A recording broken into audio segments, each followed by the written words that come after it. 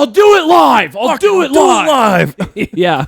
Freaking legendary, dude. Bill O'Reilly, he's a stud, dude. My first day in journalism class, that's what my journalism professor at Missouri State, that's the first thing, like before the syllabus, anything, he had up on the projector, he had that ready to go. Everybody sits down, he hits play. That's the entire like Bill O'Reilly like tirade on his producers, like that whole deal. That was awesome. Welcome to journalism. That's sure. basically, he was like, most of you guys are going to be producers. Most of you guys aren't going to be on air talent. Don't do this to your producers. Yeah.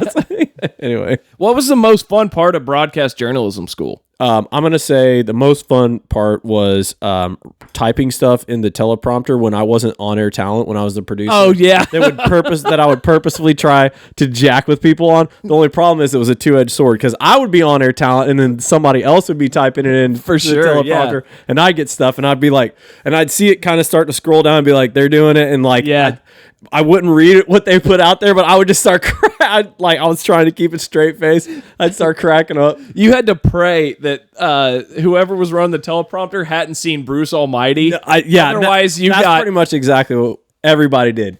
Meanwhile, in other news, my tiny little nipples went to France. Yeah, exactly.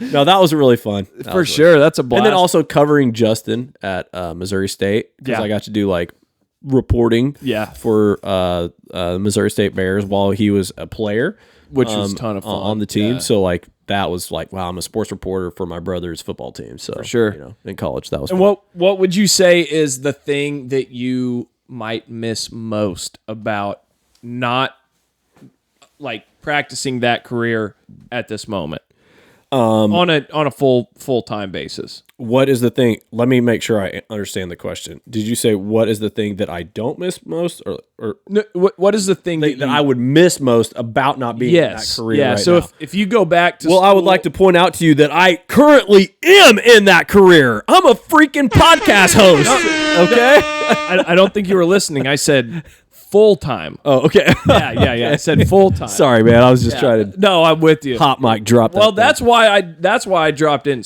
full-time. Okay. Because I wanted to. I got you. Make it aware. Yeah. We do this. Yeah. You know what I mean? For sure.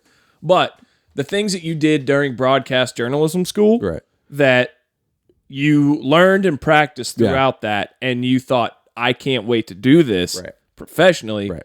What is one of those things that you aren't currently practicing with what you're doing now? Well, probably my answer would have been editing packages and getting to put like my own like little flair in there. But because of this podcast, I've been able to kind of scratch that itch a little bit. Yeah. But I would say probably the number one thing is that I really enjoyed being able to go out and take a camera, take a microphone, go interview different people from, whether it was the athletic director at Missouri State at the time, or going down to Joplin and interview people that had just literally survived a EF5 tornado. For sure. Just those different things where you got to literally hear from that person, and just get those stories, firsthand accounts, and then, create a package or a news story or something like that was their story with my editing and reporting experience. Like that was very gratifying to me. And of course, what I really wanted to do was, just be like a full-time like sports reporter or sideline guy or whatever, play-by-play. And I would say maybe if I really think about it, the time I spent with Art Haynes as the, especially doing baseball play-by-play. For sure. For the Missouri State Bears with Art Haynes, like that was so much fun, man. Yeah. Like, watching him call games and giving him stats and pulling, and that's a legend of the game, dude. And I learned how. That was the first time working with Art. It was the first time I learned how to do like a baseball scorecard, like the official baseball scorecard, because then you stat everything, right? You keep track of everything. Yeah. So when he would ask, okay, what's this player, what did he do in his last two at bats? Or, he would, ask me that, and then I'd just feed him the info so he could, put it on the broadcast. So for sure, that's cool. I would say maybe that's probably the number one thing. Okay. And then the second would just be that. So that's one, and then the interviews and talking to people. I assume that part of that is like that had to have filled a bit of a like performance anxiety hole that was left from sports. Yeah, that's one thing that I've started to realize is like, you know, performance anxiety is like it's a big thing. You know, it helps you to feel a sense of accomplishment at the end of the day, right? And being without it, that's, you know, I don't know, it feels like a void, especially once you get used to it. Yeah. Were you nervous when you interviewed the athletic director? Oh, I mean, I was generally nervous like every time I did any kind of VOSOT or stand up or package or anything like that. But the nervousness, in my opinion, helped hone your focus, right? That's right. It made you better. Drives nervousness is good. Absolutely, yeah. Some of my most nervous moments was when I was actually like on air talent doing like an actual news segment, right? Right. Where I had to read off the teleprompter because I couldn't just be me and ask the questions that I wanted to, right, or just talk to people. I had to just read what was coming out of this feed while I'm staring in the camera, reading this stuff, you know, and then somebody just inserts some crazy stuff in there. And that just makes it even worse. Trying to work around it, yeah. That's probably like the most nervous I was, probably. It was like when I was just trying to read off a teleprompter. For sure, yeah. But that totally helps. I'll tell you this, any football game that I ever went into where I felt like we're going to absolutely railroad this team and had no jitters, no butterflies, I didn't do well. Right. I would do just enough probably for us to beat that team because they were so like below what we were, but I didn't do great. I did great whenever I went into it, and I'm like, anxiety can actually be a good motivator. Like there's an extent where anxiety becomes like problematic.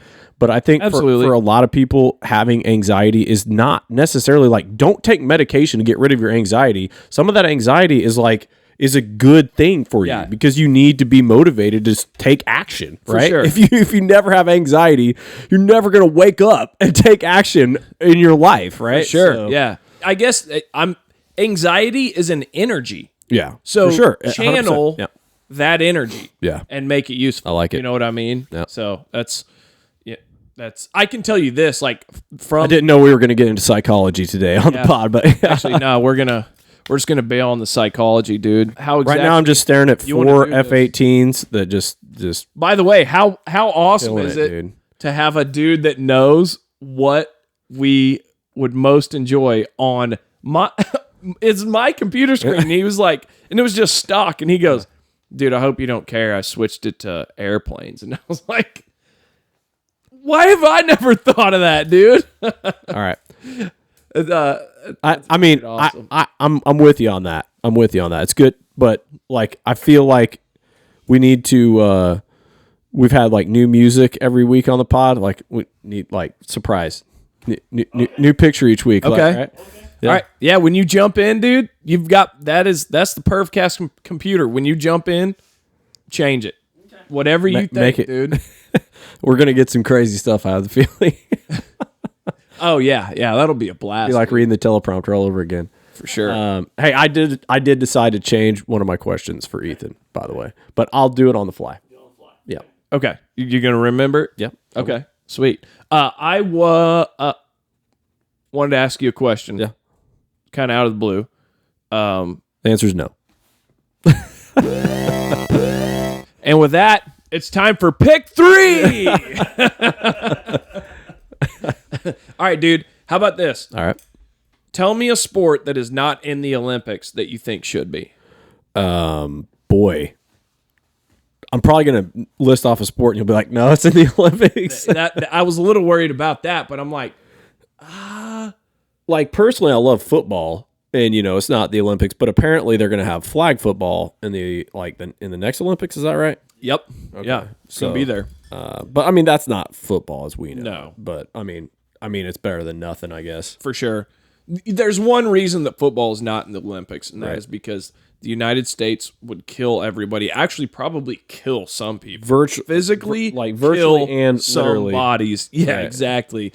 And then, number 2 is like 98% of the rest of the world can't afford to play football because it's so damn expensive. Yeah.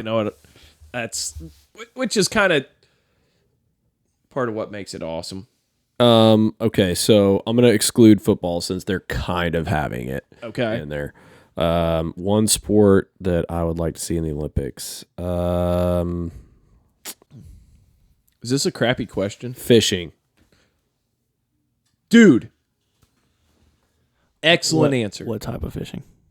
Like this, because bass is very location specific. So is it like deep sea? Is it freshwater? Well, freshwater? Is it ocean? Generally speaking, you could probably take an angler whatever location you were having it, right? And you could say, okay, well, it's in, if it's in North America, all right, it's going to be a bass fishing tournament, right? Right. And then like the best bass fishermen from around the world could come and compete in that. But if it's going to be in a, like in a coastal area off of, it's tarpon. Right. Whatever. And I mean, you know what? It's the freaking Olympics, man. It doesn't have to be at that location. You can just film it wherever. Yeah, they're all fishing on Table Rock, and they're like, "Welcome to the Beijing Olympics." Got a bunch of Chinese dudes running around on it.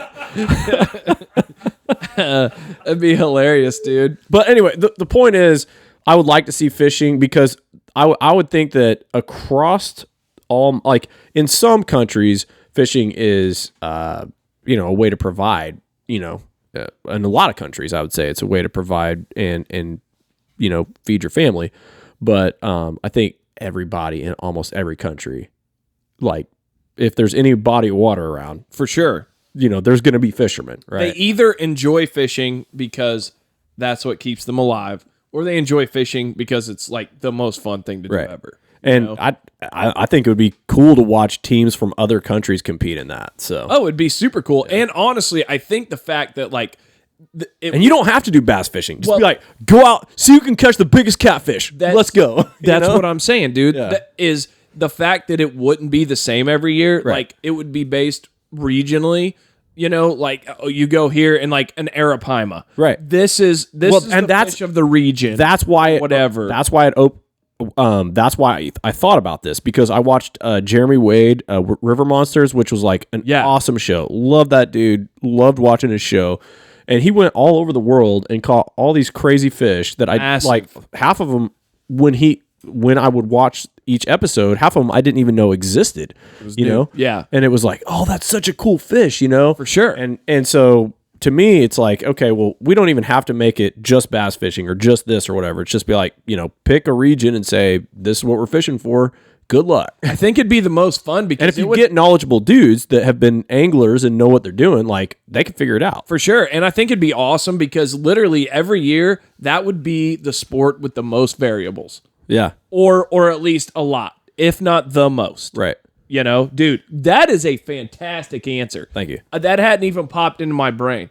A sport must be widely practiced by men in at least 75 countries and on 4 continents, and by women in no fewer than 40 countries and on 3 continents. So that's important. And then the second part is highlighted. It's the paragraph down below. A sport must first of all be governed by an international federation. There is no international federation for fishing. It's all regional. So like the Bassmaster, right. Or the Major League Fishing. Well, we should just create it. I was going to say, dude. There's a void in the world. Looks like International Fishing Association. Federation. So, for example, IFF. I think you're onto something. IFA. Because if you had a bass fishing tournament, it's $300,000 to win the classic, or whatever it is. What if you removed every professional angler? Like people who are doing it for a living, and had a qualification that like only college students, like if it's a bass fishing tournament and it's the Olympics, only a college student can qualify. So like make it an amateur type thing, not like you're bringing in these multi-million-dollar, because there's got to be a cutoff of like guys who have 6-figure boats and stuff. What if you have guys that have just been like out fishing, like hand to mouth to provide for their families, but they're awesome at fishing, right? Yeah, like. They should get a chance to compete, right? There's got to be a way that the amateurs can get in. Right. Okay, true. Yeah, that's great. Because, like, you know, you don't want Ott Defoe out, like. If it's a bass fishing tournament. Yeah. You know, because. Which I think you just have to, like, switch it up each year. It's not, you know, or each 4 years or whatever. Okay, yeah. And in fact, if you're going to have the Winter Olympics, then, like, you have, like, ice fishing for whatever. I'd love that. Right? Yeah, I'd love that. But, I mean, like, ice fishing would probably be less than 75 countries. Also, there's not a whole lot of talent in ice fishing. You just cut a hole and drop stuff down. It's like just cut a hole and drink beer. Location. Yeah, exactly. So that's a great point. Well, I don't know if it'll ever happen, but I think choose your hole wisely. For sure. Too. I think that's the title of this pod. Choose your hole wisely. Choose your hole wisely. I think that might choose your hole wisely. No. Okay. We're going down a dark road there. Wisely. Deep, wisely. dark, wide road. Yeah. I'm an idiot. Oh, dude, I'm an idiot. That's good. Of all of the air shows that you have personally seen, which is a lot, okay? Yeah. And I'm just specifically talking about aerobatic teams only, okay? Which we've seen a lot of, okay? What is your number one, what's the number one coolest aerobatic team demonstration you've ever seen at an air show? Or maybe not even the coolest, just like your personal favorite. Okay, personal favorite. I think I can distinguish. And when you say team, you're not talking like Heritage Flight with 2. You're talking like actual 4 to aerobatic. 6. Yeah, like 4 to 6 aerobatic team. They're doing, you know, formation flying. They're doing, crossover maneuvers, right. All this different aerobatics. Stuff. Okay, hammerhead stalls for sure. You know, writing in the sky, doing all the, the fun stuff. There's a nostalgia group.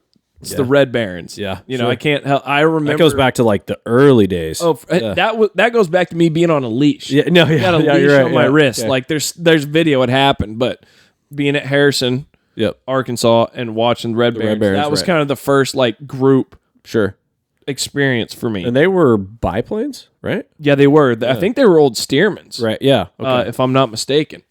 That one was awesome. And then I remember the first time. Boom. Oh, dude. Those were really cool. Ow, those were awesome, dude. Really, really neat.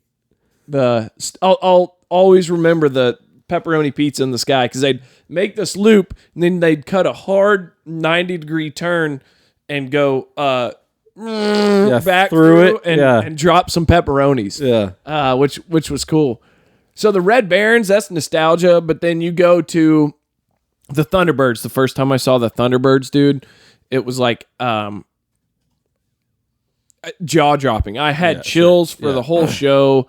I puked. I was so happy. It was just, it's electrifying. Yeah. And then, like, even later in life, then I started to grow more of a love for, like, Aeroshell. Yeah. Because it's the big radials, dude. You just hit the... All 4 of them going up and around. And you just hear... They are only staying up there by the power of this massive, 14-cylinder radial engine, right? And they're all... I don't know. I don't know if you know this, the founder of Aeroshell, his dad taught him how to fly in the actual AT-6 Texan that he's still flying to this day when he was 12 years old. And his dad bought that aircraft for $1,200 back in like 1970 or something like that. That is insane, man. Yeah, and he grew up flying that with his dad. And how cool, his dad kind of taught him, because it's like a multi-seater or whatever. For sure, yeah. It's training. It's a trainer. Yeah, and hence the T. Right. Yeah. And so like a guy went up there and flew with him and like interviewed him and everything. And he was like, "Yeah, this is the same aircraft I learned how to fly in. My dad taught me." That is cool. He started Aeroshell, and to this day, and he's still flying the same aircraft. Is he lead pilot? Yeah, I mean he's the leader number of the one group. Yeah. And but yeah, he bought it for $1,200. $1,200, man. And so, I don't know, an airplane like that's got to be worth like $7 to $10 million. Yeah, at least. Nowadays, it's just crazy. Some of the Well, any vintage aircraft is going to be for sure. No, 7 to 10 million. I may be you're low on that. Well, you're probably a little high actually. For a Texan, yeah. Well, there are a lot of Texans, right? And if you go back to, so I watched that. There's a special on Netflix or maybe it's Prime, but they were talking about like it. The whole show is about these guys that would go and find vintage aircraft and fix them up. And I think he bought a P-51 Mustang that was basically completely just junkyard, like nothing worked on it. Just what do they call that? Boneyard airplane. Yeah, boneyard aircraft. Yeah. And I think it was like in the, I want to say it was like 1 million, maybe a little bit less. Yeah. Okay, so well, but he spent it's also another 4 or 5 probably. Yeah. Because he has to have a special company like machine parts for him that you can't get anymore. He also has to have tools machined because you can't get the tools or the part, so everything has to be run to these specifications. And yeah, that's what takes so long. Right. 1 million P-51 Mustang. An airworthy P-51 is around 1 million currently. Okay. That was as of 2020. Okay. 2020. I bet that's hot. I bet that's higher now because there was airworthy doesn't mean it's in great shape. No, not at all. Yeah. But wasn't it a P-51 that crashed into that B-17 in Houston? Was it? I thought it was a P-51, and if that's tragedy, the case, man. A tragedy. Yeah. And if that's the case, dude, there went, I don't know, 15% or maybe 8 to 10% of the flying P-51s in the world. The P-51 actually is, I think, maybe the most, other than like some of the cheaper ones like the T6 Texans and stuff like that. For sure. I think the P-51 is actually the most expensive. No, like there's been more people that have bought them and restored them than almost any other aircraft. The most common of the World War II era. Yeah. Well, just the history behind it will drive so many people. And then also, like, even people, there are a lot of people that might not know about some of the other, like the A6 Avenger. A lot of people don't know about that thing, but it played a massive role. Right. Everybody knows about the P-51. It probably doesn't hurt that the original manufacturer and the company that made the motor are still around today. So you absolutely could get those parts machined if you needed it. Yeah, that's true. And it was, I don't know, it got a lot of attention. It was not North American, but I think Merlin. Merlin is still around. I think. Yeah, Merlin, Rolls-Royce. Right. It was. Yeah. I don't know if they're still together, but I don't know that they're still making aircraft engines, but I'm pretty sure that. Oh, they are. They are. Okay. Rolls-Royce is. Okay. They make engines still. Yeah, which is pretty neat. But 4,000. What was that number? 4,900. I just now looked. The P-51 shot down almost 5,000 enemy aircraft. That is to losses of around 2,500, which is half the number, obviously. But it's 2 to 1. I would say that out of that 2,500 aircraft lost, I bet at least 1,000 was to enemy flak. Right. Not being out, maybe not in a dogfight. Yeah, but from some sort of surface to air, for sure. Engagement. Man, we were like, we are divert. We are. Yeah, this is bad. All right, and then the last one is, dude. I saw. I want to say we start talking about aircraft, man. It's a slippery slope. Oh, I know, dude. It's bad news. We get into a couple years ago. Yeah. Actually, probably 4 years ago. I saw the Blue Angels in person for the first time in my life. And I developed this feeling about the Blue Angels. The Super Hornet? Well, I saw them with the Hornet. Okay. And then this last year, my family went and we saw them with the Super Hornet. Right. And it confirmed what I remembered about them in their previous show. And that is that they are hands down the best. They are the closest. Right. They are the most consistent. It is the chances that they're taking with their proximity to one another is out of this and some world. of like the passes that they do are like yes, insanely. Yeah. The opposing knife edges, right, yeah. like all that, it's insane. I just think that and not that the Thunderbirds aren't incredible, but if you look at the Thunderbirds versus the Blue Angels, the Blue Angels are less than 18 inches apart. Yeah. Like, so I have to say, for a group, Blue Angels, dude. Angels. I have to. Not to mention, they're extremely high-performance aircraft. Yeah. Not that the F-16 isn't, but, these new Super Hornets, woo, boy. Yeah. No, I agree with you. I think that the Blue Angels are pretty awesome. I'm just gonna throw mine out there. Can I guess? Yeah, go ahead. Aeroshell? Yeah, you got it. I love it. Yeah. I just the sound, hearing a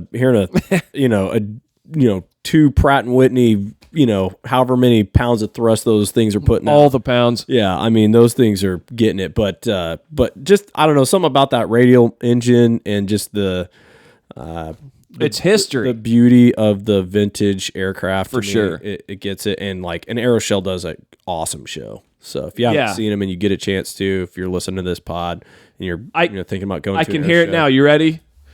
In the eye of the storm, as they're coming up around and over. Yeah. And, Yeah. I'm getting chills just thinking about it. That's Anyway, awesome. so there you go. It's good stuff. Yeah, It's a good question, dude. right? No, that all was right, an your awesome turn. question. Okay. All right. If you had a superpower, Okay. any superpower in the world, Yeah.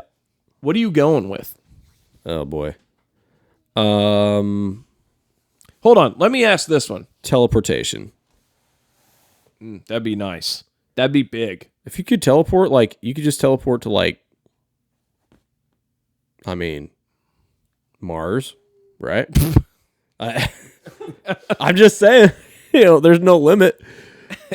Yeah. I guess you could. Teleportation. Just think about that. Kind of gay. That's cool. Teleport, you're like, yeah, I think I want to go to Bora Bora today. Right. But, Sit on the beach. that's just you. How are you, you're the only one that has the power. Your family doesn't, so you're going alone?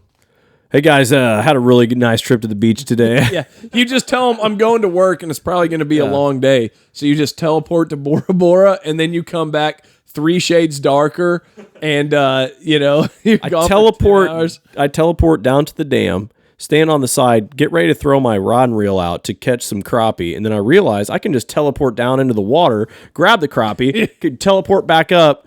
In 15 minutes, I've got my limit of crappie, and I'm headed back, but I don't have to drive. I just get to teleport back and start cleaning my fish for this fish fry we're going to have. Good point. But through the teleportation process, you're dragging a stringer of 15 fish because, so I hope that doesn't hamper do those your progress. fish have to have teleportation capabilities to be able to come through my teleporting device? You're damn right, dude. Darn it, I lost my fish on the way back. Yeah.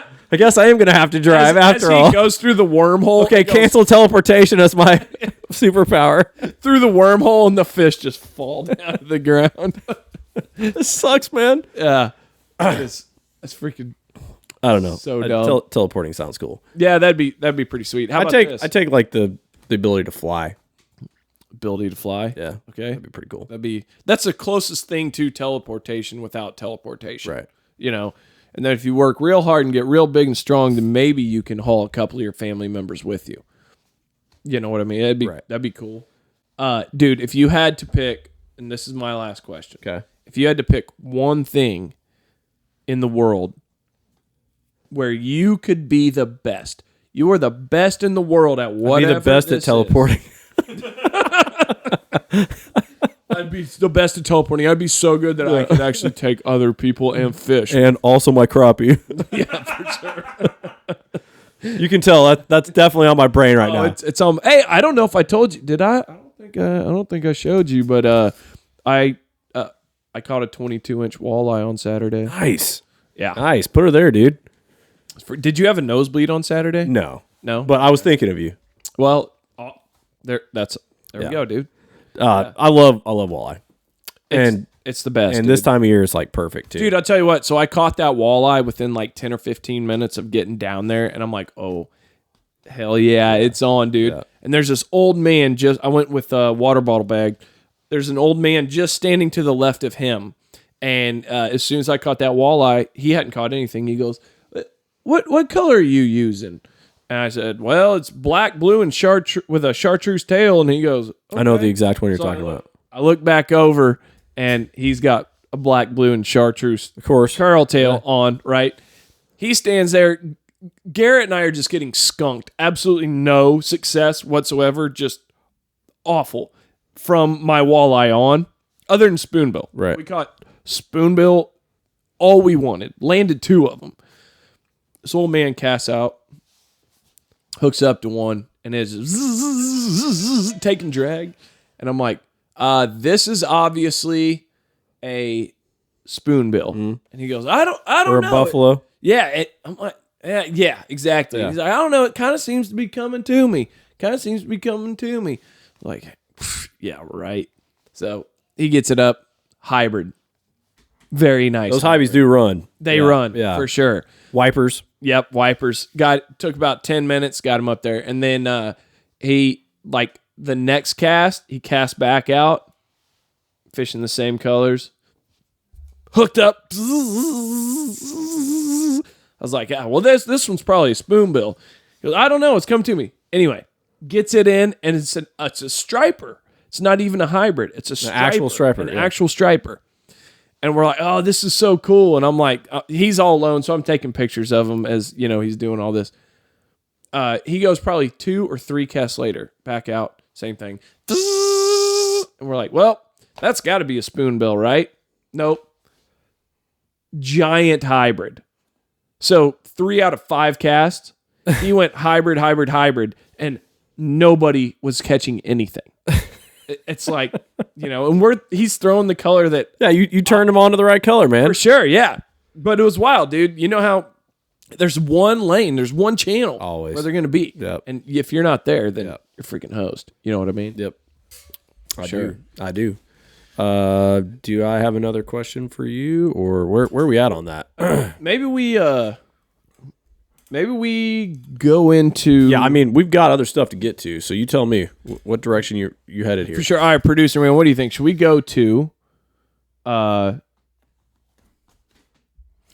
33 minutes in, so we can take a segment or we can move on to something else. I'm cool with a seggy, but let's do a seggy. When we come out of it, you want to jump into... Are we going jokes? We going pick 3? I say we go jokes and then pick 3. Okay. Because if we're at 33, we're long-winded, Now, there's probably going to be some that we end up cutting out. Yeah. Of just shit that nobody cares about. But, I mean, I feel like a couple of... I could sit down and talk. I could talk aviation. Well, Dude, yeah. Me and you have talked about it before, just to have like a pod where we just do just like airplanes and, For sure. just nerd out on it. Yeah. We absolutely What we need to have a guest. Yeah. And I'll tell you who the guest should be. Yeah. It should be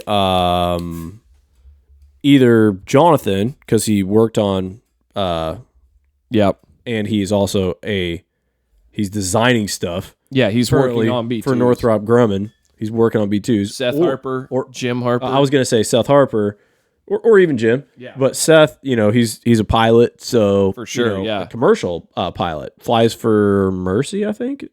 Or did he get out of that gig? I'm not sure. The last I knew, he was teaching. Okay. He was instructing. Oh, he's instructing. That's right. Yeah. That's right. I think I talked to him about that. For sure. But anyway, yeah, we should do that. For sure. Yeah, let's find one because, dude, that'd be so cool. Oh, yeah. So fun.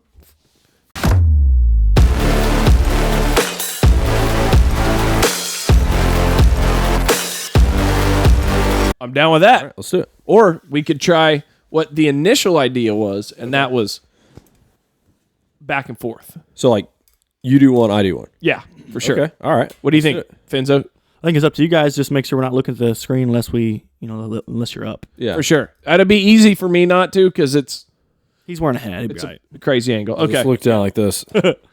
For sure. I do think that since I gave all of the presentations last week, right, that you should probably start this week. I'll give it. Yeah. Okay. There a couple of these are kind of corny. A couple of them are I thought are freaking hilarious. Okay. Dude. Sweet. I'm not gonna lie. I'm a dad though, so Well, yeah. Sometimes I find things funny that other people are just like, yeah, you're dumb. Yeah, that's a good point. I heard somebody make a joke last week. They were like, you know who's the most disrespected people in society? It's dads. And here's the reason why. It's because when a dad used to be funny as hell before he met your mom and had you kiddos. But then he had to clean his act up and couldn't say the stuff he used to that all of his buddies used to die laughing about. So now he makes clean, dumb jokes that everybody calls dad jokes. Yeah. And that's insulting because hilarious. A dad joke is dumb. Because it's clean. Because it's clean.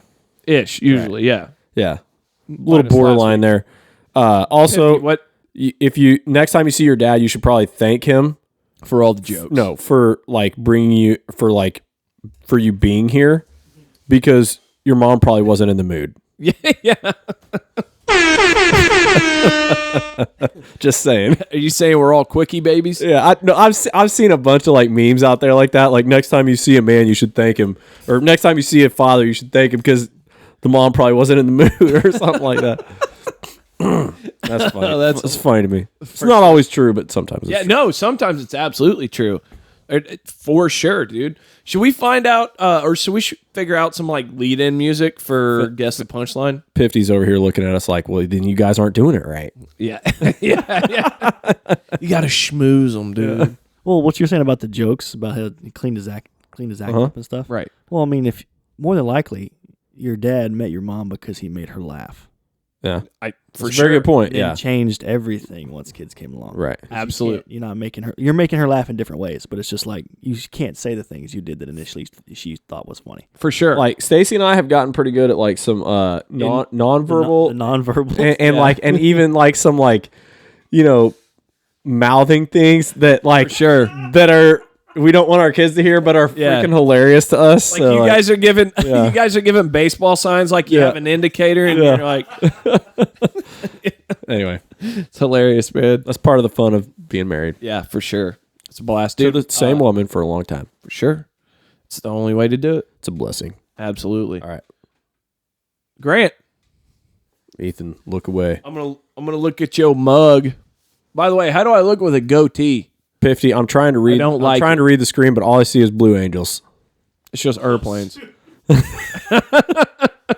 I'm trying to read this. Here's the joke: Blue Angels, U.S. Navy SEAL, number 7.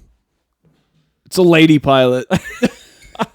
Oh, what it's actually so funny. It's kind of funny because I actually like Ashley and I got like so stoked, and almost a little emotional watching the Blue Angels last year, because I think it was Angel number 5 who was doing all the crazy solo stuff was a girl, a blonde girl that has hair that looks just like our daughters. We talked about this on the pod like 2-3 weeks ago. True, yeah, maybe a month ago. Yeah. All right, here we go. About how much of a you've heard about fake news, right? Yeah. What do you call fake noodles? Dad joke number 1. Okay, so guess the punchline. By the way, if you're following along at home, for sure. Now, I will say when we do this is on the video side and the audio side. This is a big edit. Yeah, because for sure there's thinking and nothing space. No, you know what I mean. It's okay. It's okay to have that. It's fun to watch it, and it's fun to listen to it on the flip side when I'm doing that. Yeah. Okay, so if you've heard of fake news, what do you call fake noodles? Fake noodles. See, I just keep thinking, like, is this a play on CNN? Because that's where the term came from, right? All right. Well, like, I threw a little bit of that out there to kind of distract you from maybe one of the more obvious answers. That's why I started with that. Fake news. Fake. So what do you call fake noodles? Fake noodles. Come on, dude. You're smarter than this. Fake noodles. I feel like I'm just looking. Dude, now you know how I felt last week. Just completely deballed, dude. I was like, how am I this dumb? Oh, yeah, I feel like a complete dingus. How about let's go. You have to give me an answer. That's what she kept telling me last week. Oh, I'm going to give you a noodle. All right. Or a noodle? an answer. Please don't give me your noodle. I'm sure it's limp. Sorry. That was mean. How about I'm Alfredo, you're wrong? I'm sure it's a fake. Oh, that's actually good. That's pretty good. Hold on. What did you say? One more time. I'm Alfredo, you're wrong. All right. It's pretty solid, but I'm looking for what is impastas. Oh, yeah, I've heard that too. Damn it, dude. How am I not? Impastas. Impastas. Yes, these are impastas. It goes back to your kids saying diapers. Diapers. Diapers. You gonna change my diaper? Diaper. You're a fake noodle. You're impasta. Impasta. Yeah. Freaking hilarious, Yeah, man. you got to say it with like the Jersey or like New York accent. For sure, yeah. Yeah, Italian accent, yeah. I bet that the Pifty's family, I bet you've heard that for sure. He's had some impastas. Oh yeah. So I've had dinner with their family before, and it is legit real Italian food. Like 100%. So I guarantee he's got relatives that are like In witness protection? yeah. I'm kidding. I'm actually like my grandfather was good friends with Nicky Cruz. So Nicky Cruz was the basis of a movie called The Cross and the Switchblade.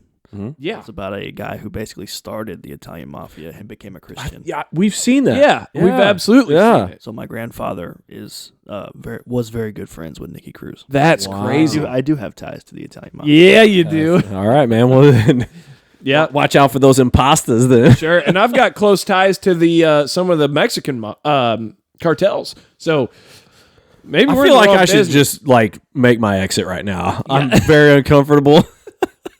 Hanging out with mafia people. Especially two white dudes Yeah. going, no, we're totally part of those groups. Yeah, man. You know what I mean? The Italian mob, and I don't even know what the Mexican. Oh, there's a lot of them, I guess. Anyway, all right, so- there we go. There's you were my looking- first dad joke. I didn't look. I looked up. I didn't see anything specific. You I douchebag. promise I didn't see anything. You called me that last week, so that's payback. Douche. Douchebag is a real douche. Real douche. Dude, we went and watched that wrestling. Speaking of Nacho Libre, Yeah. we went and watched that wrestling event. Of course, WrestleMania, which was, Yeah. I have so much to say about that, but I don't want to go down that rabbit hole. I It was wish awesome we to see had. The Rock back, though. Like, Yeah. the tag team event was freaking legendary.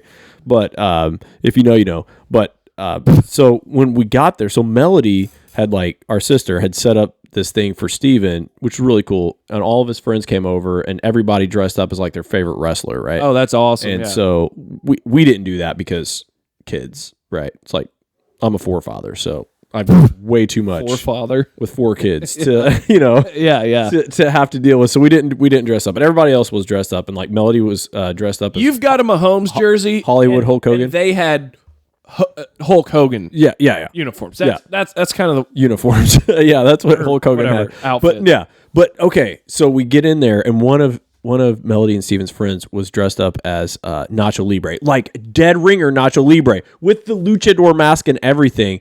And Anson is extremely impressionable right now. And when Absolutely. he saw that, at first, he was petrified. He just he never does this. He just came up to me, and he just wanted me to hold him for a while. But he warmed up to him, and then he went over there and he started talking to him like he was actually Nacho Libre.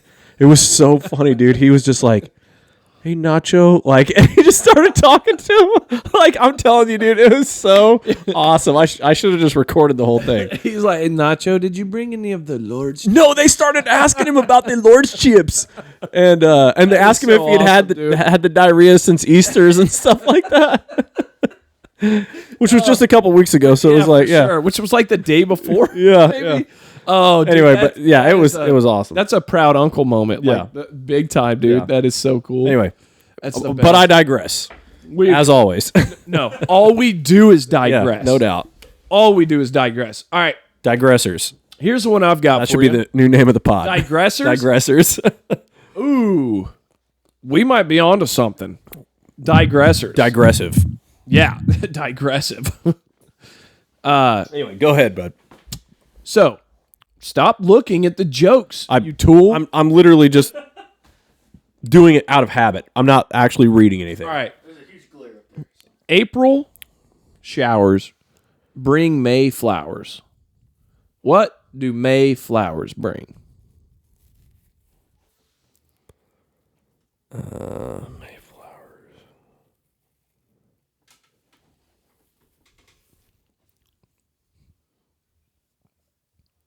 Allergies. Oh, you nailed it. That killed it. It's real. Mayflowers bring pilgrims. Oh my gosh. Pilgrims. It was right there, dude. Gosh. That's pretty good. Yeah. I needed to get out. I was thinking seasonal. I should have got out of the, I should have just looked at the, yeah. Yeah, you got to go like way too obvious now. literal, Yeah. Yeah. English language. Okay. Boom. On that one in particular. And for all the public school kids out there, the Mayflower is one of the ships that brought the pilgrims over. Dude, laugh, but like, we don't teach history. So yeah. Well, yeah. Not even laughable, really. Well, yeah. Yeah. And also, Mayflower and Mayflower in this instance mean two different things. Right. But that's the whole joke. Called it joke. All right. You ready for this one? Yeah, Grant, give it to me, man. Give me a This is my joke. this is my personal favorite of the entire run on the on the Guess My Punchline. Okay. And dang, is it good. I told it to Pifty earlier and he started like busting up. All right. All right, ready? Yeah. What is the excuse me. Let me start over. Screwed it up already, man.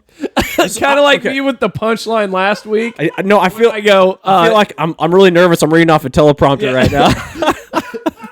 Like last week when I go, because you'll get your giraffes kicked. And Finzo's like, you messed it up. You messed it up. Giraffes kicked. Giraffes. Yeah. That was good. We all make mistakes, dude. It's okay. Here we go. I'm going to start over. Read this again. Why is the hot pepper the noisiest vegetable?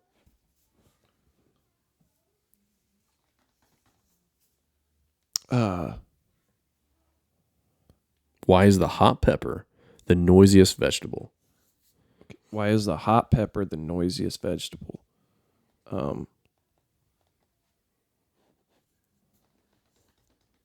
Okay, so I don't think it has to do with Scoville. That's what I was trying to think about. I'm going to give you a hint. Because it has extremely high decovils.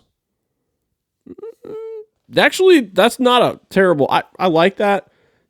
You're going to love this punchline though. Okay. You ready? Hold on. Yeah, I so badly want another chance at this. All right, dude. one more time.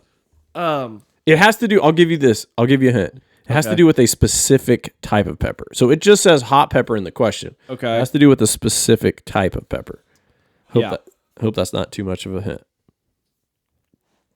I'm giving the hint because it's a great punchline, so I don't even care. Jalapeno. That's pretty good. Because he's a jalapeno. Yeah, because he's a jalapeno. Okay. All right. You don't deserve to get it. You got the right pepper. I'll give you that. You ready for this? Yeah. It can't help but get jalapeno space. I love that, dude. That's like the Mexican word of the day stuff. The noisiest special. Can't help but get jalapeno space. Jalapeno space. Jalapeno space. You gotta say it like Nacho Libre. Jalapeno space. Because I am jalapeno space. Dude, that's hilarious, Anyway, man. I enjoyed that one. For sure. That is good. I was trying to think. I was like, Scoville? It took me a second to think of what Scoville was. I kept going, decibel. No. What's the heat thing? And then... you were thinking decibel because it says the noisiest vegetable. Right, yeah. And then I thought, well, there's got to be some play on those words, right? But Scoville, nope, that's not it. It's because he's jalapeno business. It's pretty good. All right, here you go. Ready? I'm trying to keep my head down. Yeah, keep your head down, Not dude. reading. Hey, keep your head down and move forward, dude. You ready? I'll just stare Pifty in the eyes while you say. Yeah. All right, dude. Give it to me. What's a good name for a dating service in Prague?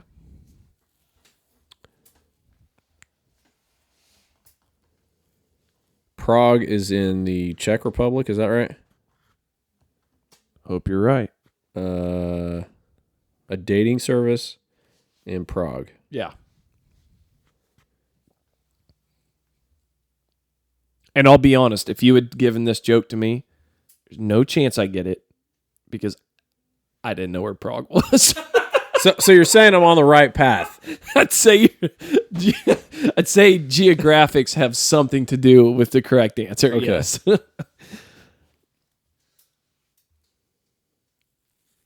You're like probably not in Britain. Yeah. How about man. So okay, Czech Republic is where Prague is. I'm pretty sure. Yeah. So if it's got something to do with the Czech Republic, how about this is a good one, dude. Check out you. No. I was gonna say I was trying to make a play on Czechoslovakia, but it's not Czechoslovakia. It's Czech Republic now, which is different. Okay. So check out these sluts. Dude, all right. Yeah. That's what I thought you were saying. Is that what you thought he was saying? Something similar. Yeah. That's what I thought you were saying. A dating service. Yeah. Check out my dick pic. But you gotta spell it. Like the Czech Republic. Like CZ. Yeah, CZ. Right. Check out my dick pic. I mean, isn't that what dating services are all about anyway? Yeah, for sure. Unsolicited dick pics. I mean, and I've never even used a dating service because that didn't even exist when Stacy and I got, for sure, dating. But I have heard, because I have a lot of employees that use those services. Yeah. That's basically like unsolicited dick pics is that's how you find ladies now. So your final answer is check out this dick. Check out my unsolicited dick pic. That's the name of the dating service. But it's CZECH. Dude, that's good. That is good, and you're so close. Okay. You're absolutely close. Okay. Should I just tell him the answer, or should I give him a hint? I have a hint. I gave you a hint last time, so. Okay, all right. Here comes a hint. All right? All right. One of these applies to the answer. You're so close. But chess or checkers? Right? Just chess or checkers. Yeah. One of those applies. One of those applies. Come on, dude. You were a part of chess club back in the day, you nerd. You got it. You ought to know. You got to get this. I never got to go. That's why it turned out to be so cool. Chess or the fact that Czech Republic is in checkers, Oh, okay. Yeah. How about no checkers? Okay. So it's chess. Yeah, it's chess. Oh, checkmate. Yeah. Oh. Yeah. Yeah, that's Love right. it. Checkmate. Good job. Good hint. That was you were. You're right. I was right part of there, chess dude. club. You were. Le who the her. No, I don't think you heard me. I was part of chess club. Oh, chess club. You were playing boobies. I was part of the chess club. Yeah. I was there for a different reason. Allegedly. Allegedly. Yeah. Remember, I was homeschooled. Didn't get out a lot. Yeah, no, just a chess club. Just the chess club. Yeah, that was it. Yeah, like it or not, once a month you went to chess club. Yeah. And boy, did you cut loose. You'd have a coffee and and maybe even say hi to a lady. Yeah, it was fun. All right, ready? Crazy. What do you call a sad strawberry? Sad strawberry? Mm-hmm. A gnawberry. Can I say? Yeah. Well, I really liked that last one that you did. You did? Yeah. Checkmate. That was great. But that was good. Yeah. What do you call a sad strawberry? What do I call a sad strawberry? Man, I tell you what. I mean, I said gnawberry, but struggleberry. Blueberry. Oh, yeah, that's so dumb. That's good. Those are the good ones. Yeah, nice and easy. Right, nothing crazy. That's the ones that our listeners can take on and share with their kiddos and stuff. And it'll be great. Yeah, you'll be a hero. All right. Let's see. Is that? I think that's the last one I got. Two more. You got this right here. Okay, sweet. Why did Popeye punch the Pope? and we're a couple of good non-Catholics, so I'm not going to hold you to this if you don't get it. You know what I mean? Pope, it'll. This is a Catholic joke. Well, no, not. I mean, no. It's honestly a pun or a. What would you? Not even a pun. It's a. I mean, it's a play on words. Play on words. I mean, it's all related to the faith. So I think there's keys there. So Popeye is important. Pope is important. So yeah. So why did Popeye punch the Pope?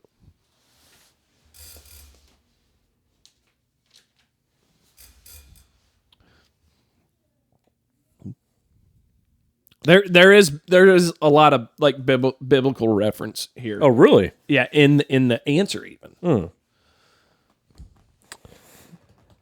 Which is, I actually almost felt bad about this joke because it's like biblical reference and then also sacrilegious, man. It is sacrilegious. Yeah. Okay, pass. Yeah. Okay. Popeye.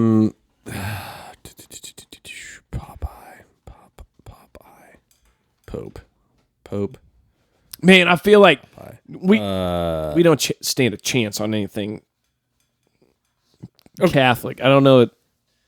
I maybe I didn't pick wisely. No, I think this is a good joke. I think it's pretty funny. Okay. But have you watched Popeye before as a kid? Did you watch Popeye? Like the spinach guy? Yeah. Is Popeye heterosexual or not? 100%. Yeah. Yeah, and he's got a girlfriend named dang, what is her name?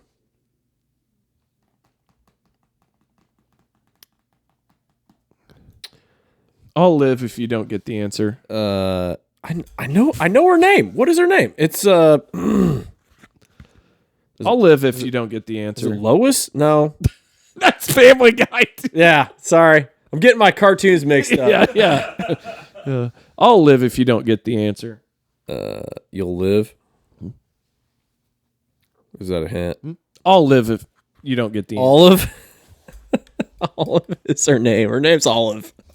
See what you did there. It's a joke within a joke. This is like Inception right now. This is the Inception of jokes. That's right, dude. We ran a dream within a dream. We ran that 4 times on you. Fenzo was going out. He was going. There's 2. There's 3. There's 4. We got you 4 times, dude. It was the joke within the joke. It was the joke within the joke, dude. So do you have a guess?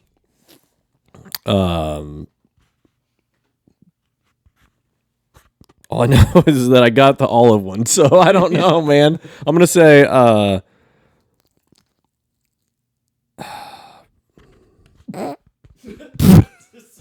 This is so good, man. Will you read the joke one more time? Yeah. It's not gonna help. Why did Popeye punch the Pope?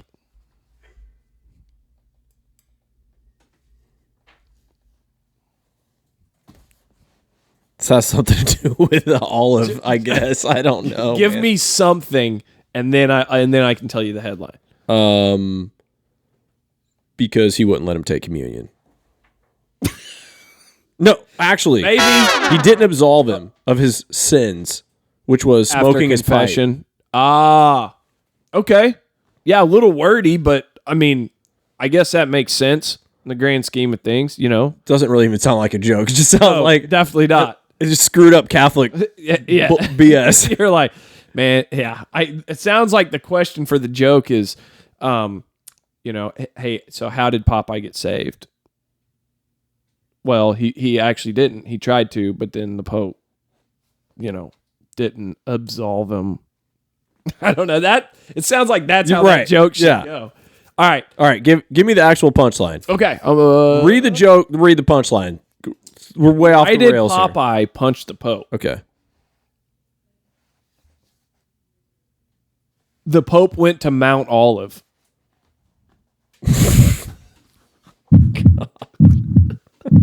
Now I see why olive is very important in this. Huge, yeah, and also biblical reference. It's also sacrilegious. How dare you? Yeah, for sure. All those things, dude.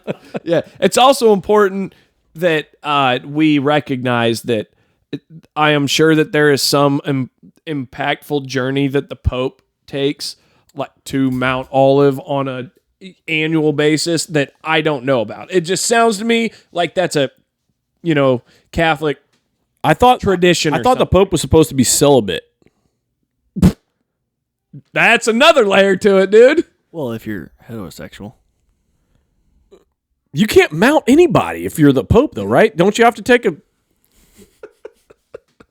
You're not allowed to do that. I'm saying, like, if he went to Mount Olive, Popeye got mad, he could be like, dude, you're the Pope. You can't do that. You took a vow of celibacy, right? Yeah, he goes, yeah, but I bought a little bit of my freedom back because here and there I sell a bit. Celibate. Oh my gosh, Ethan. The joke within the joke within the joke. How deep it's even deeper than Inception now. It's so stupid. There's a good joke behind that about the Pope and being celibate. Yeah. And celibate. Yeah. There's something there. I got to work. Hold on. What did the Catholic Church sell? What were those called? They were called basically like if you forgiveness tokens, right? If you wanted to go commit a sin, you could just go buy. And Martin Luther was like that was his reforms. That was one of the things he would like really rail on the Catholic Church about. Indulgences. You sell indulgences, right? Yeah. So it's like, all right, sell a bit of indulgence. Yeah. So Mr. Pope, why do you get to have indulgences for free? Because I sell a bit. Because I sell a bit. No, there's something better. That ain't it. No, but I'm gonna be thinking. You're working through it, man. Yeah, I'll work through this. I like that you're working through. Yeah, and then whenever indulgences is so messed up though. As a just the idea that you can as a corporate body, as a church, like sell the permission to go ahead and sin, go fornicate. Actually, it's for past sins. Oh, it's for past sins. Okay, so I thought it was for future sins. All right, my bad. Payment of penalty, which supposedly absolved one of past sins and/or released one from purgatory after death. Okay. But that was like a big thing, like for like the ruling class, like kings or dukes or whatever. They'd go and meet with the church and be like, here. Let me like buy some indulgences for a bunch of dukes that were like, yo, I've been for like this terrible life that I've lived. I'm just gonna buy these indulgences for some dukes that were like, yo, I've been doing some pretty hazardous stuff lately. Dukes, dude. All right. Let's get back. You ready? Right, going back to the jokes. Ready? I've got two more. Okay. You want to just feed them to me? Yeah, I'll just do one. You can try to guess, and then I'll do the other one, and we'll be done. Yeah. What are the top two reasons to like toilet paper? This is super simple. Super simple? More simple than anything you're thinking of. Okay. The top two reasons to like toilets. To like toilets?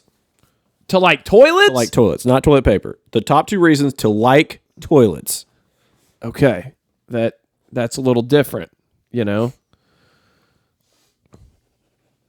would. The answer wouldn't change even if it was toilet paper. They'll take your shit. That's pretty good. I like that answer a lot. I would even accept that as a good joke answer. Okay. However, it's a little cleaner than that. The answer is number 1 and number 2. The top two reasons to like toilets. Number 1 and number 2. That's awesome, dude. That is good. Yeah. That is okay. Top two reasons to like a toilet. Number one and number two. That's good. I dig that. I dig that. Yeah. It's like so simple. It's right there, right? For sure, yeah. And then what do parents and toilet paper, this is why I got confused on the other one. Okay. What do parents and toilet paper have in common? Parents and toilet paper, what do they have in common? Boy, I could almost... This is very close to the answer that you gave me last time. I was just about to say, I could almost just throw the same one out, right. Parents and toilet paper have in common. They both clean poo. You're right there. You're right in the... And they're both stuck on you. They'd both deal with a lot of shit. Okay. Or crap. if you're telling your kid. Okay. See, I got confused too because I went back to the previous question and I went with a 2-part answer when the previous one had a 2-part answer and this one had a 1-part, but I gave a 1-part for the whole thing was flip-flopped. You know what I'm saying? That was a very convoluted way of saying that you didn't know the answer to the joke. But yeah, you're right. All right. Have I not had a couple pretty decent guesses on these though? Yes, you have. Absolutely. Like been close-ish. And in fact, not just decent guesses, but would have been made for decent punchlines. Like acceptable ones. Yeah. That's all I wanted, dude. That's all I wanted. I love trying to, come up with that. You should go to the Mount of Olives and write that down. Absolutely, dude. Speaking of Mount Olive, today's pick 3 subject is actually about vehicles that perhaps you could drive up Mount Olive. Don't know. Never been there. Don't know. But that is a stretch of a segue if I've ever heard it. But terrible. Yeah, we're talking about what kind of vehicles today. I'll tell you this. You're never getting up that mountain on a Segway like you just said we would. You're never getting up in a Prius. Oh, my gosh. You're never getting up on a bird scooter. But obviously last week started into trucks or vehicles. We covered trucks. The trucks are going to get up there as long as you pick one from my top 3. Here's the other vehicles that I think can get there and can get it done, dude. According to Google, it takes 40 minutes with a bus, leaving out of Solomon's Gate or Herod's Gate. Oh, wow. Through Sultan Suleiman Street, and you get off the Church of the Ascension. Now you know. Now you know how to go up. You're welcome for the useless facts, guys. All right. Turns out you Thanks, 50. Just like I just started dropping that info, and Ethan's like, what? Turns out you can get there by just about any means. Yeah. So you probably could take a Segway up. Yeah, for sure, dude. Joke's on you, man. You know how hard you'd have to lean, though? Like going up a hill on a Segway, you have to lean so far forward. Yeah, and you know what you'd be saying the whole time? That's one hell of a Segway. Just like I just said. Nailed it, dude. Hey, I have a story about a That was Segway. a great joke, dude. That was a great dad joke. On the fly. That was pretty solid, dude. 50's over there shaking his head like, come on, man. I have a story about we need to get off Segways at some point. I'll tell. I'm not going to tell it now, though. We got to move on to something different. We got to segue into something. Pick 3. Here we go. Pick 3. This week, still vehicles, SUVs. Yeah, looking forward. All right. Yep. And here's what I'm doing, okay? So we had trucks last week, SUVs this week. Yeah, for sure. Here's what I included. I included high-end trim package SUVs. I did not include like Rolls-Royce and these $400,000 SUVs because I've never been in one. I've never driven one. I don't even know that I've seen them. I included the highest end SUVs that you and I may have driven, been in, or been around. You included blue collar and white collar SUVs, not elite collar SUVs. Yeah, I'd say I included white collar. Yeah, no, that's what I said. You did blue collar and white collar SUVs, not elite collar. What size SUVs? Because you didn't put BMW in there. So I thought about that. What is theirs? I mean, there's a huge range. Rover. There is no. Yeah. I'm still on dad jokes. My bad. Sure, dude. It's a trap, dude. It's a trap. I was gonna include that one, and then I also was just sitting here thinking that I was gonna add an Infinity. Okay. And because Infinities can pull some heavy loads, as we've previously discussed. Yeah. I was swallow some heavy. Yeah. On the YouTube, I went through, and every time we said swallow, I just took the volume down. So I mean, if you read lips, you can still see. You know, you want to haul a heavy load, or do you want a heavy load? There was a lot of that. Yeah. There was quite a bit. But SUVs, I'm going top of the line. So what I mean by that is like you don't have to worry about trim package, right? So like if you decide you want a Chevy SUV, you don't got to be like, well, I like the SLT or the LTZ. Okay. Like everything's the LTZ. Which I understand why you're doing this because last week when we were talking about trucks, we actually did get into some of the trim packages. Yeah. So, and because when it comes down to it, if we're getting one of these SUVs, dude, bet your bottom dollar that you're going to get the nicest one that you can afford. That you can afford. For sure. So, or the nicest one that you can't afford, and then be like, damn it, yeah. do this. And then be pissed. That's the American dream right there. That's right. Buy stuff you can't afford, right? Yeah, more like the American ream, dude. Right. Yeah. It's very accurate these days. Pretty dumb. All right. Grant, I'm going to present to you. It's Ethan presenting to Grant for pick 3 this week. Looking forward to it. SUVs. I'm going to start out. First one's GMC Yukon. Yeah, so you're just gonna go through the list and then okay. Yep. GMC Yukon Denali / Chevy Suburban, and I put Denali LTZ. Yeah. Same vehicle, right? Pretty much. Gotcha. Including the Tahoe, right? Yeah. Okay. Yeah, you could go Tahoe or you could go Denali, not XL, like whatever you want to do, but same vehicle across the board.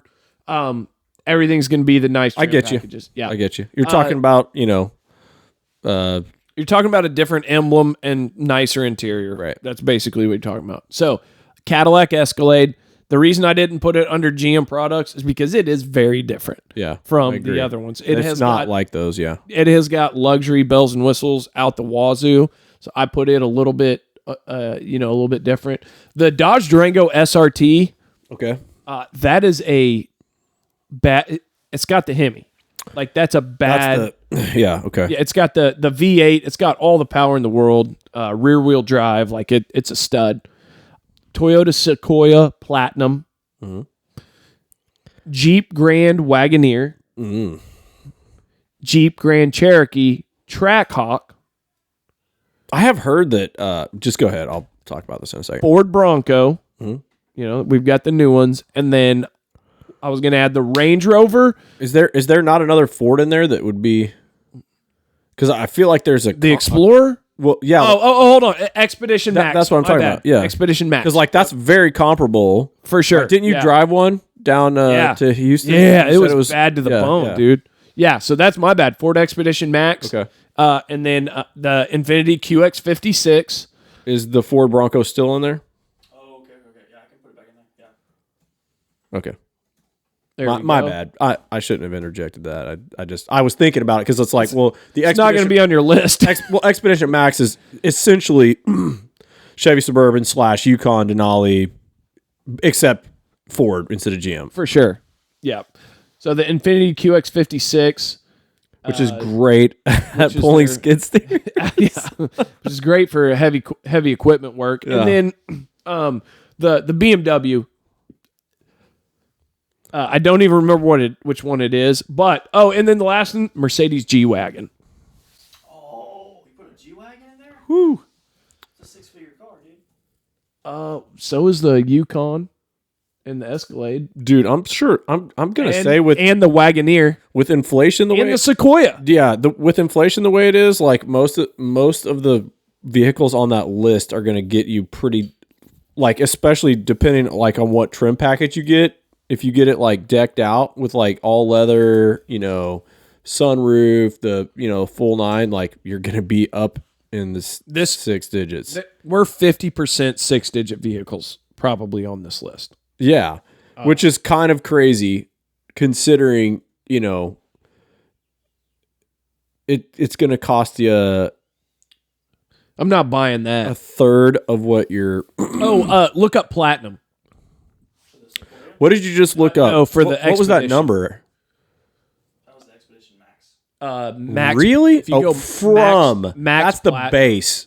That's the base is 63,000. Yeah, I guarantee you it's more because when we looked it up when we had the Expedition for Thanksgiving a couple. The base model doesn't even come with wheels. Yeah. There's no wheels on it. You have to buy $8,000 wheels and put on it. 8,000 each. On our way back, so we were looking up. Go ahead. On our way back from Texas, we were looking up Expedition Maxes, and I knew that number was BS because they were like $80,000. Yeah, 82, 690 for sure. Yeah, it's crazy. It's a V6. Yeah, it's a EcoBoost though. It is a running Sunny. Hey, let's go back down this list real quick, and then you feed it to me. All right, I'll feed you. GMC Yukon Denali, Chevy Suburban, Denali LTZ combined into one, Cadillac Escalade, Dodge Durango SRT, Toyota Sequoia Platinum, Jeep Grand Wagoneer, Jeep Grand Cherokee Trackhawk, Ford Expedition Max, Ford Bronco, Infiniti QX56, BMW X5, Mercedes G-Wagon. Grant, there's your list, man. You've got 1 second to give me all three of them. Done. Nice, dude. Yeah. Good work. Okay, so just kidding. I did want to point out that Hummer wasn't on the list. So okay, the new Hummers are actually like kind of cool. They just came up with an all-electric Hummer. Did you see that? I've seen them driving around. Have you seen the crab walk feature? Yes. Yes. So they can turn one. Yeah. Sounds like a maintenance nightmare. Are they actually doing it? The new ones?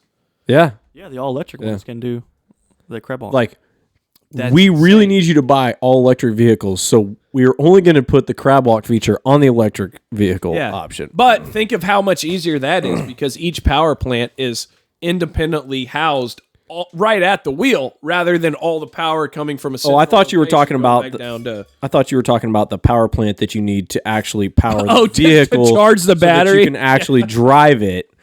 It can crab walk right into the side of your local power plant so that you can get down the road to your job 5 hours late. Sorry guys, forgot to charge my car last night. Yeah. See you at noon. Anyway, I can just see like the excuses for bosses. These like in the coming generation, being like, "Oh, my car's dead, man. I'm gonna have to give it a few hours to charge." The charger was so slow. Yeah, I guess I could have included the Tesla Plaid. I think that's the SUV. You don't need to include anymore. I think you've given me a pretty good list here. I mean, I was joking around about the Hummer, you know. But I'm just gonna say, out of these, there's a lot that I actually would not drive that I don't really like that much. I do like the way that the Dodge Durango SRTs look. They are like really slick looking. Like some of like how they're coming out of the factory look like really aggressive, you know. For sure, yeah. Awesome. However, I've known two people to have a Durango. Drew had a Durango a long time ago, right? An older Durango, and it crapped out. And then Justin and Selena have a Durango, and he just had to put a new, was it tranny in it? I don't remember what he had to do, but yeah, it being a Dodge fairly product, new. Probably so, yes. And so, like, I'm just going to say they look cool, but I don't know about that. But, you know, my wife and I just put a new transmission in our Honda Pilot at like 70,000 miles. And that was an $8,000 transmission because they only manufacture it in Germany, and it's sealed system. So you cannot, like, work on it. It's a package deal. Yeah. Junk, if you ask me. It's like, why is it a sealed system? Because it's so good. For sure. Like, so good as in it goes out after 70,000 miles. We see all the bullshit up inside. SRT's sweet, though. I love that thing. No, it looks cool. Pretty sick. Yeah. And I mean, I'm sure there's some, like, motor-wise, it's sick. That's probably why the transmissions go out. Because it can't keep up with the motor. Power. Yeah. I'm going to go number 3 for me is going to be the Mercedes G-Wagon. Definitely not my style to be that swaggy, but I will say the G-Wagons look freaking cool. They do. They're just like, if you wanted to be, you know, I don't know, that, like he said, 6 figures probably, but a lot of these vehicles are going to be getting you close to that anyway. So G-Wagon's going to be very comfortably into the 6 figures. For sure. Very comfortably. I would just say from a luxury SUV standpoint, that's probably like one of the cooler options you could pick. My number 2 would probably be the Grand Wagoneer. And the only reason I say that, I've never even sat in one or drove one, but my wife just talks about them all the time, and so I'm like, yeah, well, this is for you, honey. No, like the only reason you're like, honey, me mentioning it on my pick 3 is the closest you'll ever get to having one. I'm saying like there's probably coming a time in the future, especially since we have 4 kids, that's happening. Like, we will be probably looking at a Wagoneer at some point in my life. So I'm just gonna accept it now and put it in my top 3. They're badass. I like they're cool, and they seem so nice. Yeah. Not just, I mean, they're bells and whistles and I've never really checked out any of like the tow packages or anything like that. Sure. So I have no idea. Yeah. I just have to like start from the ground up and do some research. Ordinarily, Jeeps, I'm curious about the engine because ordinarily every Jeep that I've ever driven, aside from one thing that's on this list, was so underpowered. Right. You know, so that's been my experience with all curious. Of them. Yeah. And then my number one on this list is going to be that top GMC Yukon, Denali, Chevy Suburban. Like you kind of just hit it all in that one deal. So sure. like, I'd take any of those.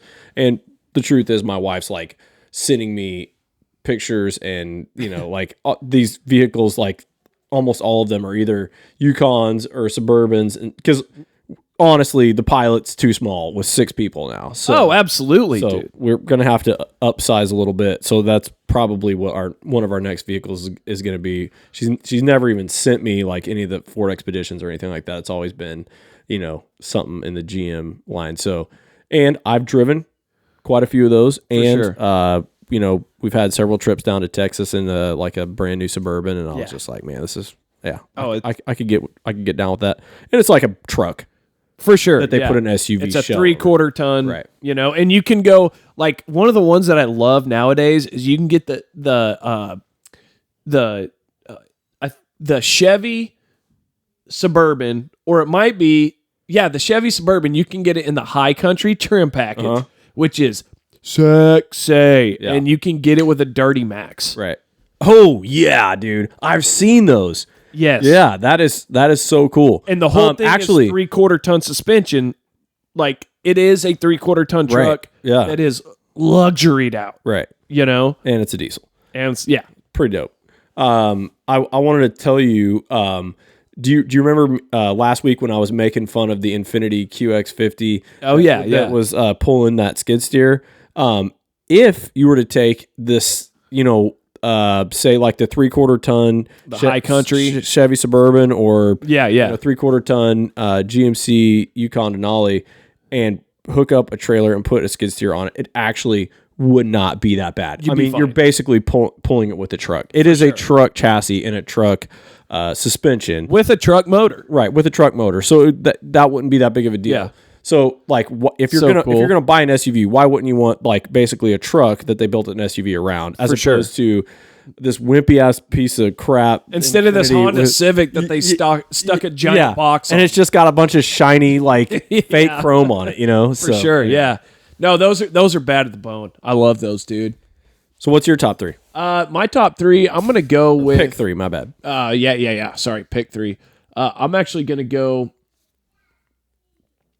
Thought about doing Mercedes G. Oh, +1. Give me your +1. Oh, +1.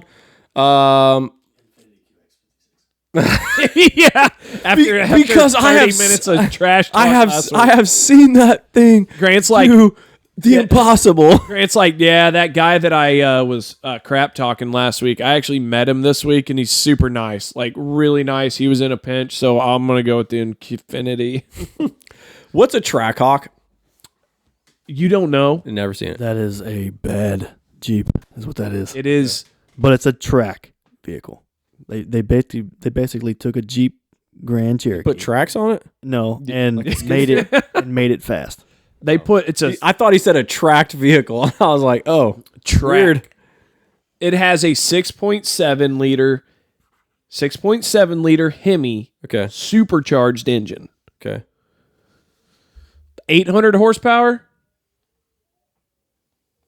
It's something like 800 or 6.2, 0 to 60 in 3.5. That's a Trackhawk. That's a Trackhawk.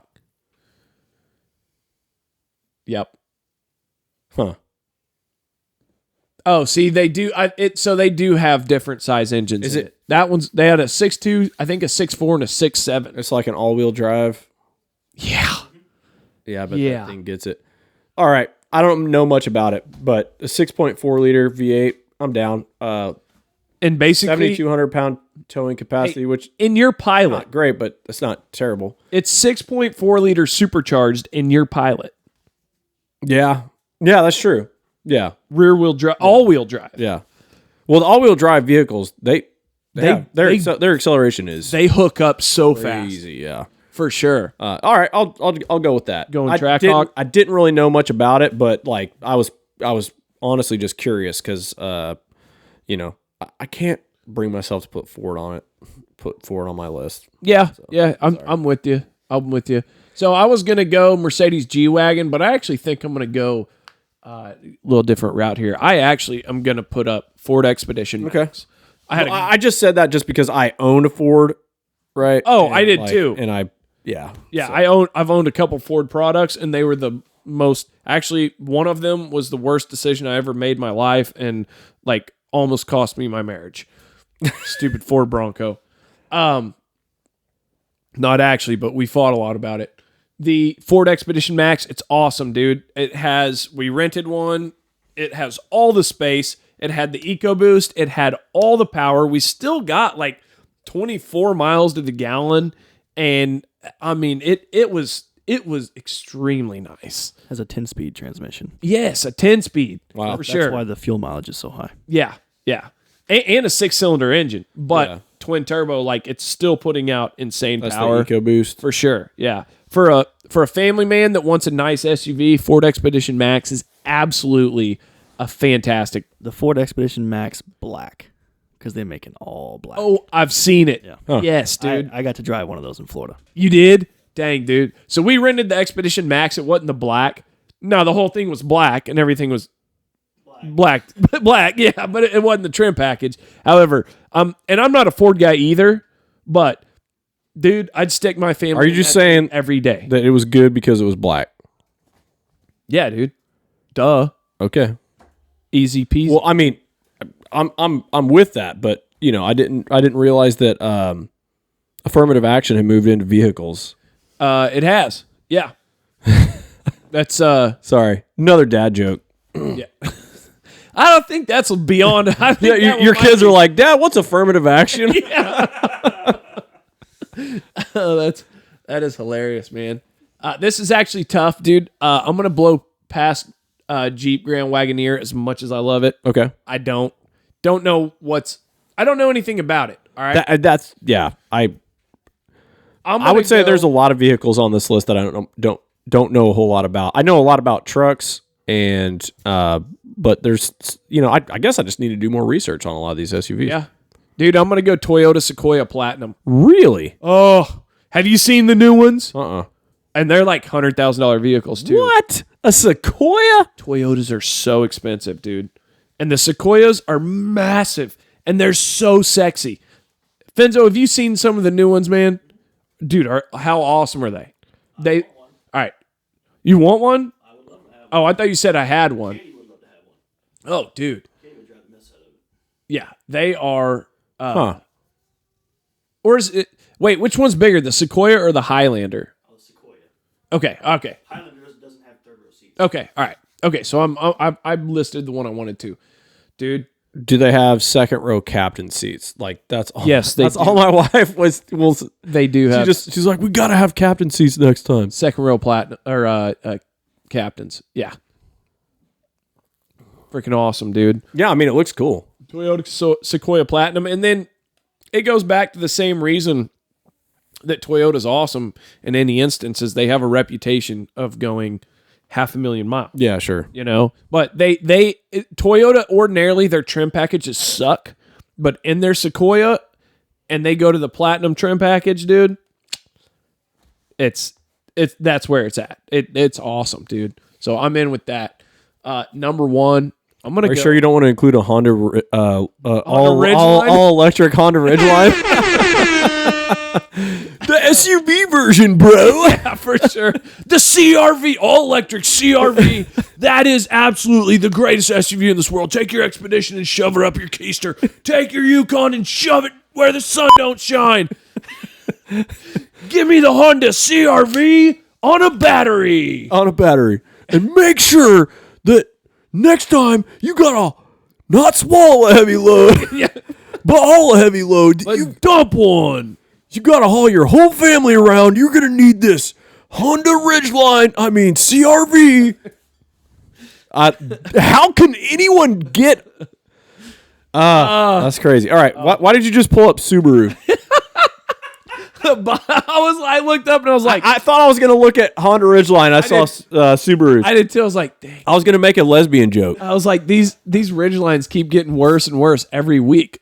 Just uglier and uglier, dude. Have you ever noticed, though, that lesbians drive Subaru? Oh, it's 100%. Like, why is it that a Subaru is a lesbian car?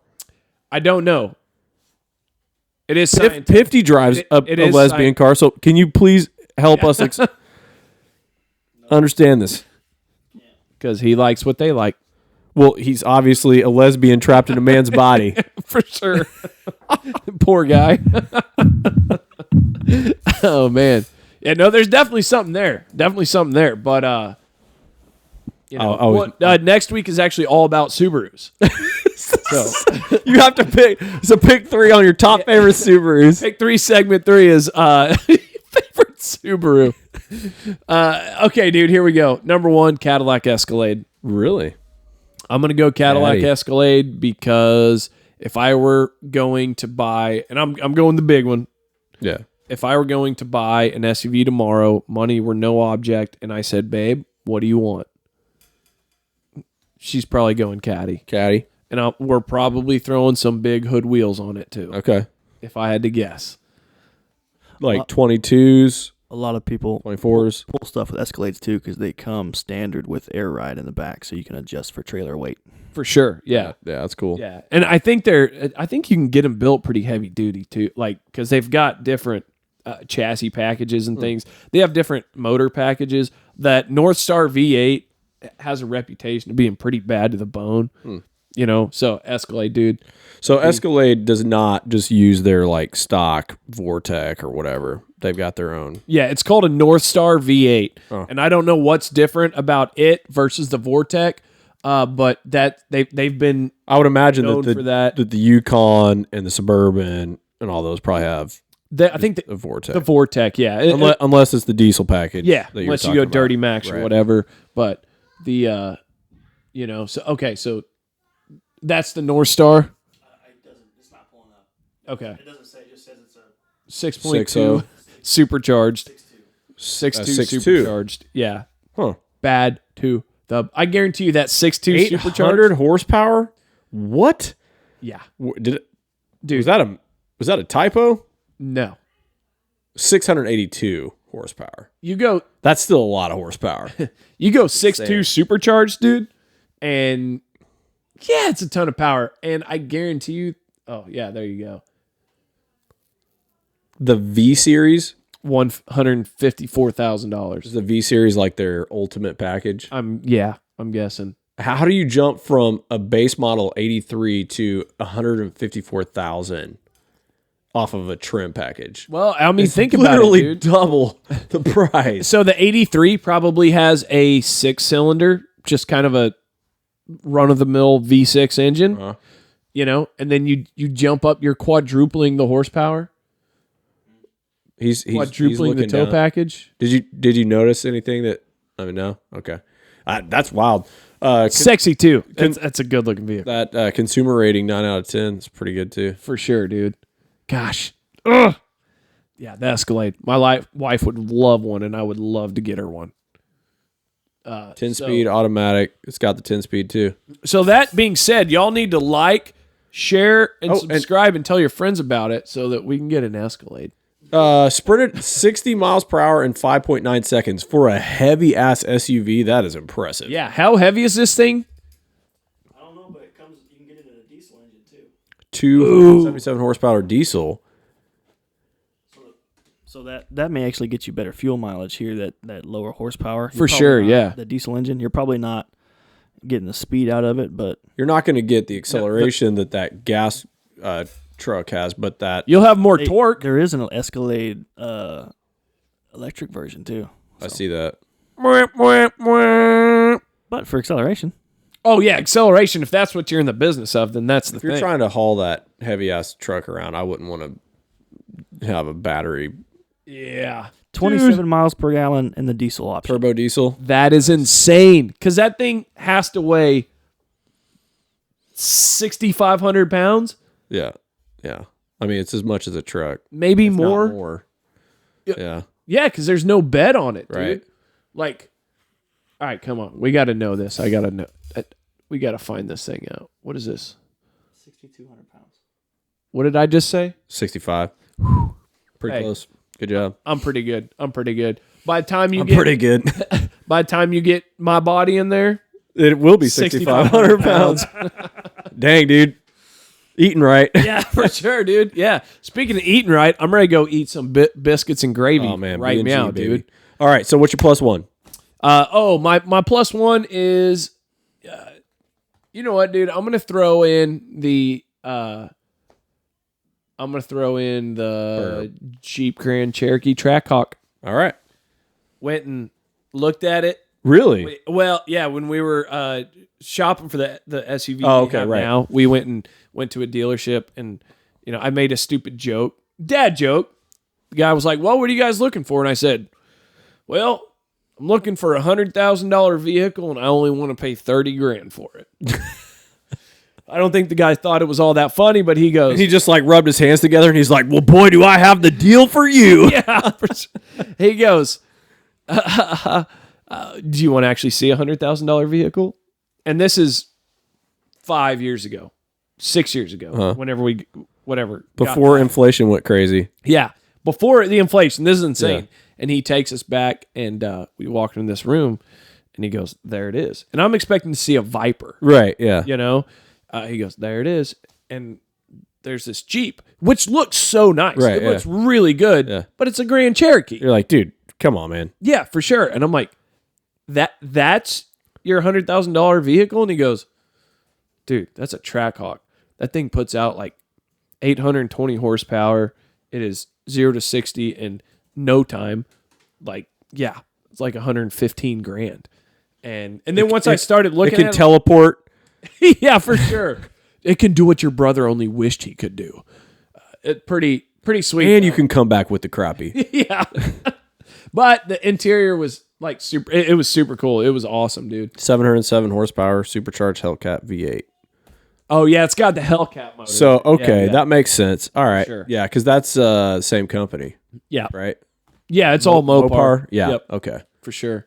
Well, the Hellcat's like, whew. Yeah. Okay. Yeah, I'm a believer now. I'm glad I picked Trackhawk as my plus one too. Yeah, good call. That's a hell of a motor. Yeah, by the way, I bet Hellcat comes up next week. Oh yeah, you're right. What is it? Sports cars. Sports cars. All right. Nice. Yep. Nice. I bet it comes up. I bet so. But that's pick 3. So we got our dad jokes in there. Yep. You asked me some questions. I asked you some questions. For sure. We did pick 3. Did a little talking, a little visiting. Yeah. Like, are we missing anything? No. How about this? Like, I'm great with this. I feel like this is a nice, fairly succinct. I don't know where we're at on time, but yeah, I think we're an hour and 40 in. An hour 40. Oh my gosh! Forget what I just said. Yeah, we're done, guys. Have a wonderful night. Thanks for sticking with the Pervcast. Yeah. Peace. Peace.